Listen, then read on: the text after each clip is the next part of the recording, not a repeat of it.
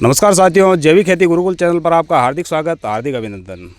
साथियों, हमारे किसान भाई जो है जिनका नाम शिवलाल जी है, तो ये जो है अपने खेत में अपने घर में जो है नई गौ माता का जो है इनके घर में आगमन हुआ है।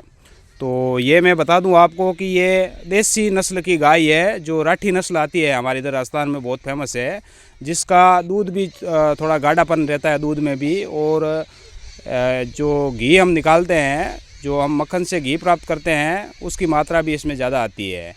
तो मैं हर वीडियो में आपको पहले से ही बताते आया हूँ कि हमें जर्सी और अमेरिकन गाय का जो है कभी उनसे जो प्राप्त हमें प्रोडक्ट होते हैं, जैसे दूध हुआ, दही हुआ, छाछ हुई, कोई भी यदि प्रोडक्ट हम अपने खेत में यूज करते हैं तो उसका हमें ठीक ठाक परिणाम तो मिल जाता है, लेकिन हमारे खेत में जो है वो बहुतायत में अन्य कीटों को जो है आमंत्रित करते हैं। तो इसलिए हमेशा हमें देसी गाय का ही प्रोडक्ट जो है हमारे खेत में यूज करना चाहिए। जैसे हम देसी गाय के दूध से प्राप्त छाछ है या दही है, या जितने भी हम ये प्रोडक्ट हमें प्राप्त होते हैं, घी है, तो इनसे हम पंचगव्य बनाते हैं या दूसरे हम तरह तरह के जो उत्पाद हम बनाते हैं। तो हम जो है जितने भी प्रोडक्ट यूज में लेते हैं हमारी खेती के लिए, तो केवल देसी गाय के प्रोडक्ट ही हम यूज़ लेते हैं। ना तो जर्सी गाय हम यहाँ पर रखते हैं और ना ही हम अमेरिकन गाय का हम कभी उपयोग करते हैं किसी भी प्रोडक्ट का। तो आज जो है हमारे खेत में, हमारे घर में जो है किसान भाई के घर में आज जिस गाय का आगमन हुआ है, तो विधिवत हम इसका जो है पूजा पाठ करेंगे और इसका तिलक वगैरह और सारा जो है विधि विधान से हम इसको जो है इसके आगमन को हम स्वीकार करते हैं। तो आप शिवलाल जी इसके जो है आप टीकाकरण कीजिए, जो कुमकुम से है इसका एकदम अच्छे से तिलक कीजिए आप। हाँ, तो ये बच्ची जो है इसका तिलक करके ये थोड़ी सी क्या है कोई बच्चों को देख के थोड़ा सा सर भी हिलाती है, तो अच्छे से इसका सबसे पहले तो हम अच्छे से तिलक वगैरह लगा के, और कभी भी साथियों यदि गाय का यदि हमारे घर में या खेत में आगमन हो तो पूरा विधि विधान से इसका हमेशा स्वागत किया जाना चाहिए, क्योंकि गाय जो है वो विश्व की माता है। गावो विश्वस्य मातृ है, गाय विश्व की माता है। यदि हम पुराणों की माने और वैदिक साहित्यों की यदि हम माने, तो यदि संपूर्ण विश्व जो है विनाश हो जाए और शुरू से यदि हम गाय को यदि पृथ्वी पर छोड़ देवें, तो पुनः जो है पूरी सृष्टि का धीरे धीरे करते निर्माण हो जाएगा। ना तो उसमें मनुष्य की आवश्यकता है, ना किसी दूसरे जीव की आवश्यकता है, क्योंकि गाय के गोबर में सभी प्रकार के अणु और जीवाणु जो है विद्यमान हैं। क्योंकि जीवाणुओं का जो भोजन है वो अणु के रूप में मिलता है जीवाणुओं को, और अणु यदि पर्याप्त है तो जीवाणुओं को जो है भोजन प्राप्त होता है, और जीवाणु और अणुओं के इस मेल जोल से ही धीरे धीरे सृष्टि का जो है निर्माण होना शुरू हो जाता है। तो अभी इसका जो है तिलक किया है, और अभी इसको जो है ये जो मोली है ये हम इसके ऊपर ये से, क्योंकि ये अभी नई आई है ना, तो इसलिए ये नए लोगों को देख के जो है थोड़ी सी हिचकिचाती है, इसलिए हमने इसका जो है अच्छे से मोली के धागे से जो है इसको,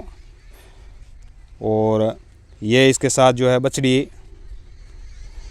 है, ये लगभग अभी 1 महीने की हुई है, 1 महीना हुआ है इसको बछड़ी को पैदा हुए। तो इस हिसाब से साथियों मेरा तो यही कहना है कि यदि कभी भी हम घर में या जो खेत में हम नई गाय का यदि हम प्रवेश करवाते हैं तो पूरा विधि विधान से हुए, क्योंकि गाय जो है, गाय से ही हमें सब कुछ प्राप्त होता है, और खेती के लिए तो ये वरदान है पूरा। गाय के बिना खेती जो है, जैविक खेती हम कल्पना नहीं कर सकते, क्योंकि गाय और खेती को हम यदि एक साथ जोड़ेंगे तभी हमारा उत्पादन इंक्रीज होगा। और हमारे जो खेत पहले से केमिकल फर्टिलाइज़र हम डाल के जो इसका हमारे खेतों का, खलिहानों का हम विनाश कर चुके हैं, तो गाय से ही ये संभव है। गाय से ही ये सब कुछ धीरे धीरे वापस स्वतः है अपने जो पुराने हमारे दादा परदादा जो हमारे खेत छोड़ के गए थे उस पोजीशन में आना शुरू हो जाता है।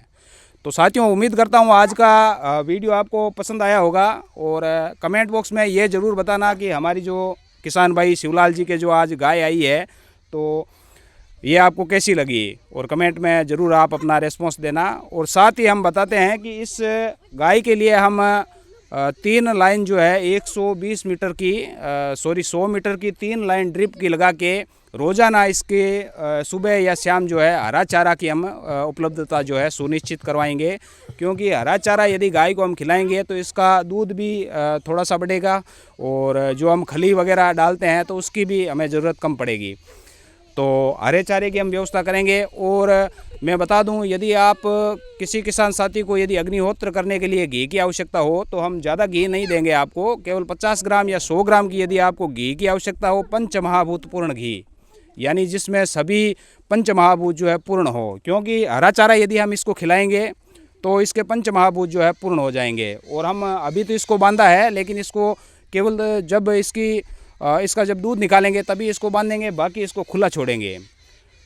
तो साथियों, यदि जिस गाय को खुला छोड़ा जाता है और हरा चारा यदि उसको खिलाया जाता है तो उसके प्राप्त गोबर में भी पंचमहाभूतों का समावेश रहता है पूर्ण रूप से, और उससे प्राप्त दूध जो है, दूध से प्राप्त अन्य उत्पादों में भी पंचमहाभूत पूर्ण होता है। तो आप यदि आपको अग्निहोत्र करना हो या घर के लिए यदि कोई विधि विधान से कोई अनुष्ठान करवाना हो, या किसी यज्ञ के लिए, हवन के लिए, या पवित्र किसी भी अनुष्ठान के लिए यदि आपको घी की यदि आवश्यकता पड़ती है, तो हमने किसान भाई को एक बार शुरुआत में एक गाय से हमने शुरुआत करवाई है। तो आप ज़रूर अपना सहयोग कीजिएगा। 50 ग्राम और 100 ग्राम ही घी हम दे पाएंगे, क्योंकि हमारे यहाँ नज़दीक में भी किसान हैं जो अग्निहोत्र करते हैं, उन्हें पर्याप्त अच्छा घी उन्हें नहीं मिलता। हालांकि घी तो मिल जाता है, लेकिन वो पंचमहाभूत पूर्ण नहीं मिलता है, क्योंकि या तो वो केमिकल फर्टिलाइजर से उत्पादित जो चारा है वो खिलाते हैं उन गायों को, और या फिर उनको हरा चारा जो है उनकी उपलब्धता वो नहीं करा पाते हैं। तो पंचमहाभूत पूर्ण घी यदि आपको किसी भी प्रकार से चाहिए कि भाई कोई अनुष्ठान के लिए, या फिर अग्निहोत्र हवन करने के लिए, या कोई किसी भी मतलब जैसे आप कोई दवाई रूपी यदि आप खाना चाहते हो, तो एकदम नेचुरल पौष्टिक यदि घी चाहिए तो 50 ग्राम और 100 ग्राम में आपको पुनः बता देता हूँ, केवल 100 और 50 ग्राम का यदि आप ऑर्डर देते हो तो हम भारतीय डाक व्यवस्था से आपको भेज देंगे। और फिर उसको चेक करना, आप ज़िंदगी में ऐसा कभी आपने घी नहीं देखा, ऐसा घी आप प्राप्त करोगे। तो उम्मीद करता हूँ आज की जानकारी आपको अच्छी लगी होगी। तो अन्य किसानों के साथ शेयर कीजिएगा, और मिलते हैं अगले वीडियो में किसी नई जानकारी के साथ। तब तक के लिए नमस्कार, धन्यवाद। पुनः मैं अपने सभी किसान साथियों से आग्रह करना चाहूँगा कि आप जर्सी और अमेरिकन गाय का जो है वो त्याग करें और देसी गोवंश का आप संवर्धन करें, और इनसे प्राप्त उत्पादों का ही अपने खेत में उपयोग करें, तभी आपकी खेती जो है अच्छे से संभव हो पाएगी। अन्यथा जिस आप परिणाम, इच्छित परिणाम की आप कल्पना कर रहे हो वो आपको प्राप्त नहीं होगा, वो केवल देसी गोवंश से ही संभव है। धन्यवाद।